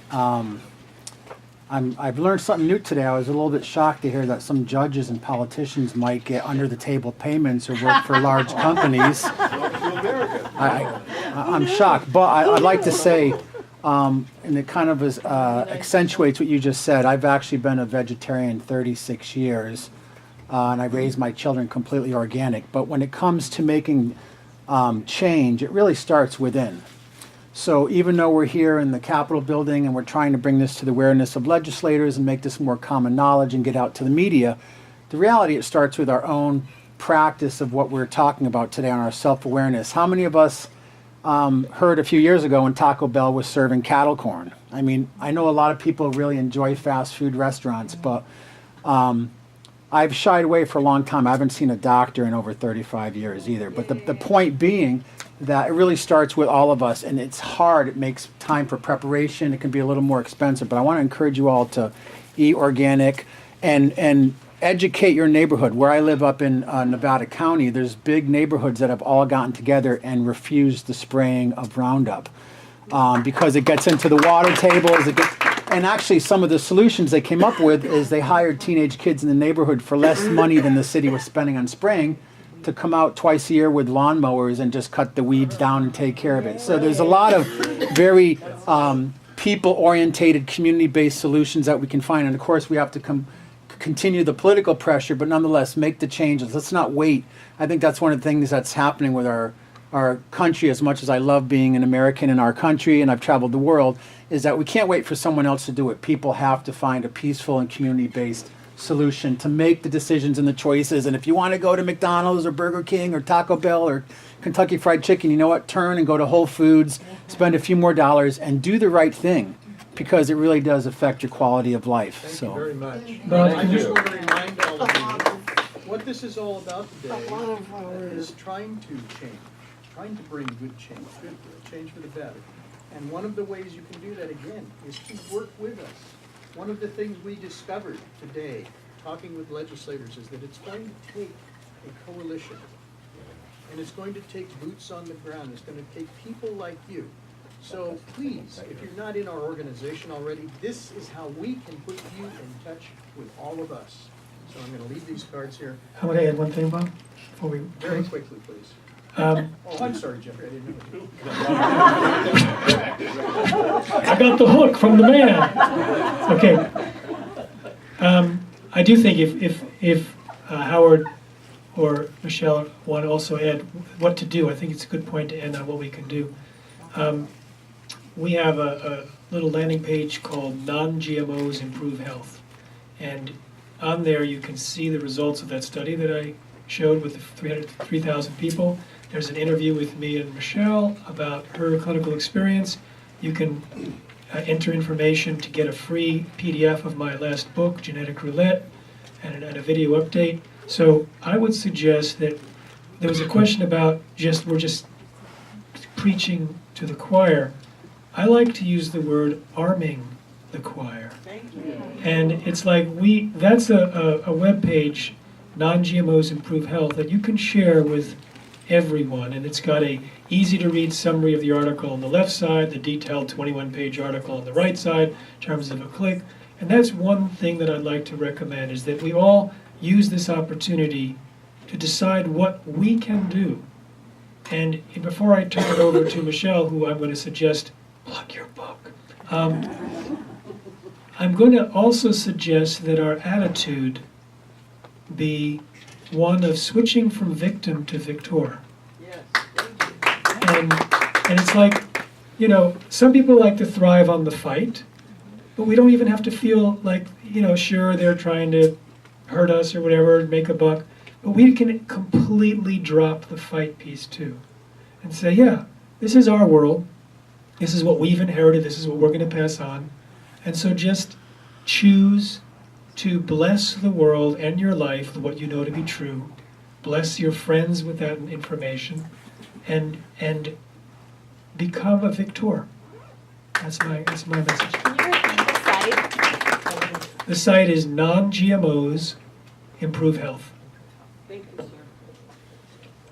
I'm blessed with serendipity because my neighbor, Dr. Vincent Adams, and I were hiking, and she agreed 4 years ago to write this book together because I was unable to put my tushy in a chair after working in a clinic all day.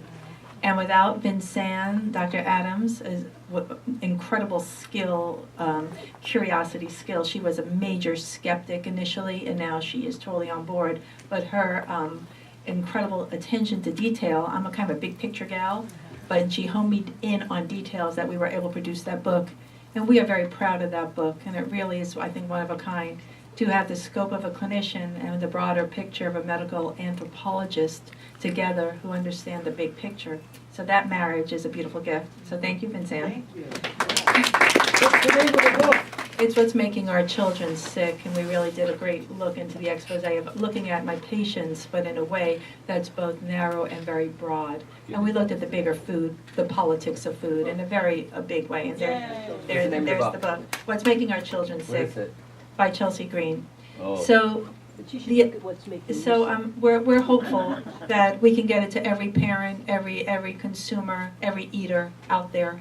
That's for eaters. And again, as Jeffrey said, we're doing this in a non-contentious, non-fighting way. This is just sharing information. If I can say one thing to families, it would be I have 3 things that I tell parents when they leave the office is eat organic, drink filtered water, and take your shoes off at the door. And if people can do those 3 things, dust is the most toxic thing you bring into your house, although my husband won't take his freaking shoes off. Other than that, if your families can do those 3 things, there it definitely is for better health. And that's just simply what I tell my families.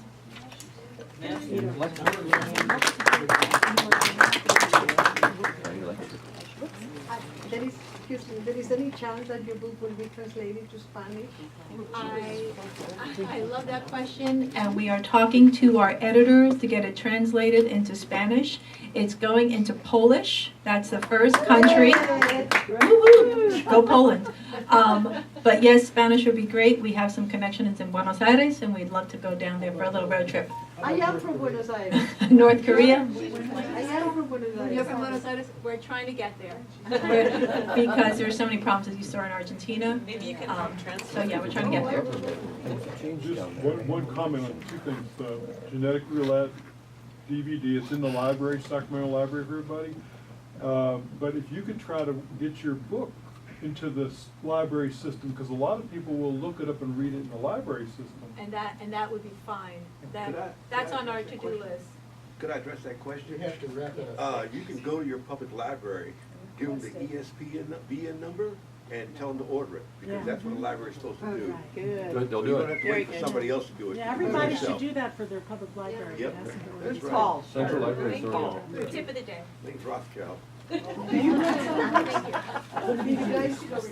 I'll just say 2 things.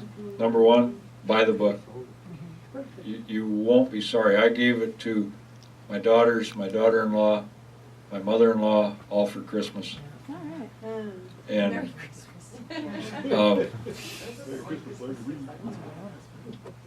I noticed something today out in front of the Capitol building at the rally. And the good Lord has blessed me in ways I can't begin to count or imagine or appreciate enough. But you remember when different speakers were asking about health? I could keep my head down.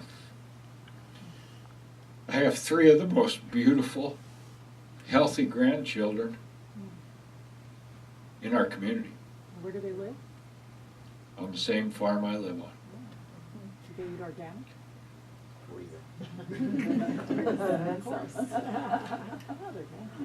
Friends of my son and daughter-in-law have children with leukemia, have kidneys removed, are on medication. We have beef, pork, chicken, turkey, lamb, milk, and eggs on our farm. People that get that stuff, we've got a preschool teacher, 60% of the children she has in TK are on medication. It doesn't have to be that way. No. And, you know, people look at Michelle's book and, oh, well, they're just not like that around here. Open your eyes, people. Look what's going on around you. So. Yay.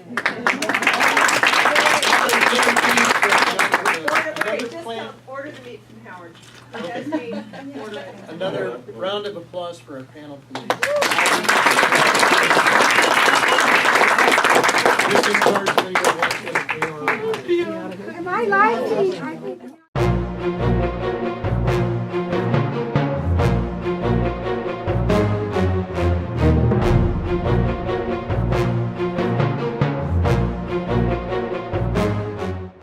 I'm Katie Davis. I am the baker and owner of New Dawn Bakery, located in Auburn, California. We started New Dawn Bakery baking out of our home kitchen and selling at the Nevada City Farmers Market.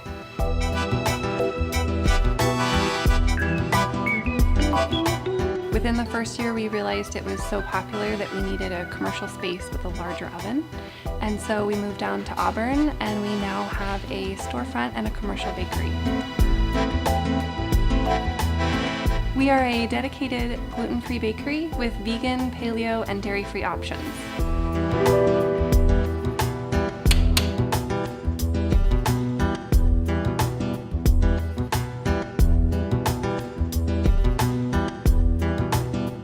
We are now open to the public 5 days a week. Come bring your family, enjoy a goodie and a fresh cup of coffee.